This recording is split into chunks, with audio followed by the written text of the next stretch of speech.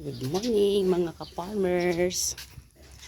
Ako'y pupunta muna dito sa aking piggery. Aking bibisitahin yung aking ilalabas bukas na patiner. Maglalabas ako bukas ng 10 heads.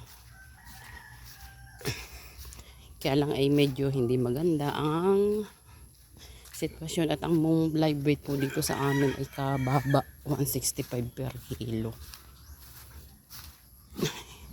Ito yung aking ilalabas bukas, 4 months and 10 days. Lalaki na nila, oh. Bukas na umaga ang pick up. Yan. Bukas. Taga Palasan ng hauler. Taga Palasan. Ito yung aking ilalabas bukas, oh.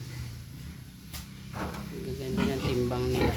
Wari ko naman ipasok na lahat. Wala nang babagsak. 65 ang kilo, 85 ang bracket. Yan. Sila 10 heads.